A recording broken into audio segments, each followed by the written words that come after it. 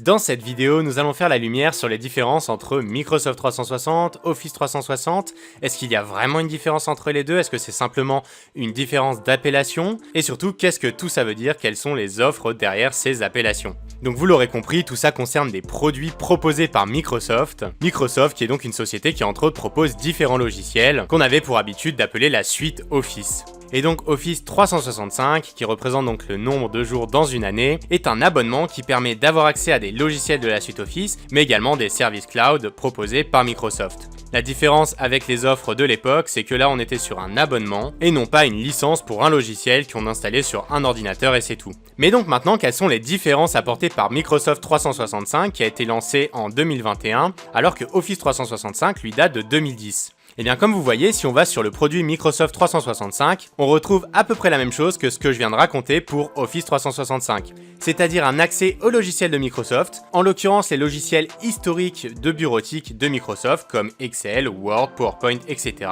Mais également d'autres logiciels et outils qui se sont rajoutés après coup, comme par exemple Teams pour les conversations, ou encore OneDrive pour donc le stockage dans le cloud. Donc vous l'aurez compris, la différence entre Microsoft 365 et Office 365 est simplement dans le nom. D'ailleurs, si on va sur le site de Microsoft, juste ici dans les produits, et qu'on clique dans Autres dans Office 365, on voit qu'il y a une redirection qui est faite vers Microsoft 365. Et d'ailleurs, c'est marqué juste ici, Office 365 s'appelle désormais Microsoft 365. En fait, ils ont tout simplement renommé leurs produits parce que comme je l'ai expliqué juste avant, maintenant les logiciels de ce qu'on appelle la suite Office, ne sont plus que des logiciels Office, c'est-à-dire des logiciels de bureautique, mais il y a également d'autres types de logiciels, et donc pour éviter tout quiproquo dans leurs produits, ils ont renommé Office 365 en Microsoft 365, en enlevant donc cette connotation Office ou bureautique. Mais globalement c'est la même chose, les offres de prix sont les mêmes, donc pas d'inquiétude à avoir. Voilà, n'hésitez pas à nous donner vos meilleures idées en commentaire, à vous abonner à la chaîne, à commenter, à liker la vidéo, et on se retrouve pour plus d'astuces et de tutos en une minute.